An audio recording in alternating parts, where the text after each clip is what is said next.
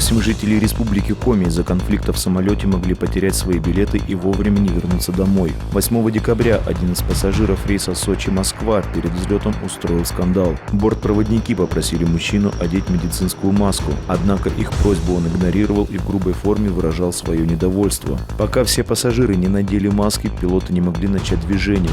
Экипаж принял решение вызвать полицию.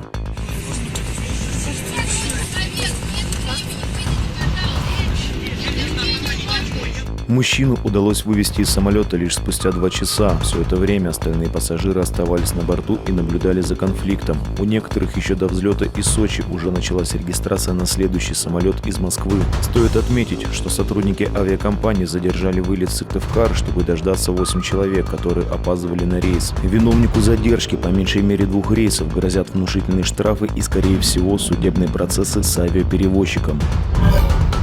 На видеорегистратор воркутинского автолюбителя попал дорожный инцидент, который едва не закончился аварией. Водитель начинает движение на зеленый сигнал светофора. В тот же момент справа хэтчбэк продолжает движение на красный.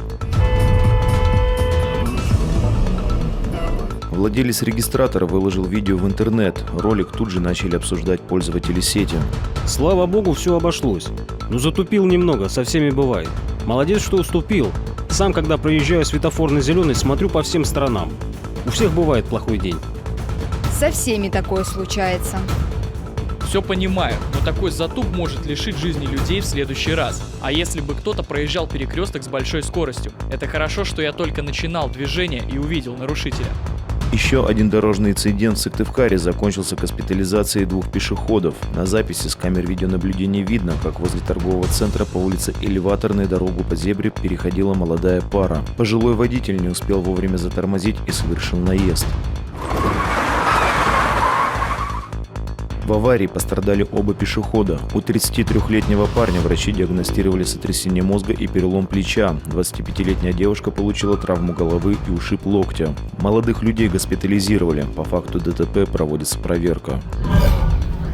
В 25-й колонии строгого режима под Сыктывкаром пресекли попытку передачи 2 мобильных телефонов. Нелегальную передачу в упаковках с влажными салфетками обнаружили сотрудники УФСИНа во время осмотра посылки для одного из заключенных. Помимо средства связи, также были обнаружены 2 запасные накладки для телефонной клавиатуры и штекер от зарядки.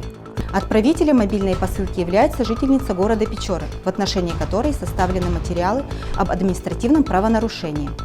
Напомним, в соответствии со статьей 19.12 Кодекса Российской Федерации об административных правонарушениях, передача либо попытка передачи любым способом лицам, содержащимся в учреждениях уголовно-исполнительной системы, предметов, веществ или продуктов питания, приобретения, хранения или использования которых запрещено законом, влечет наложение административного штрафа.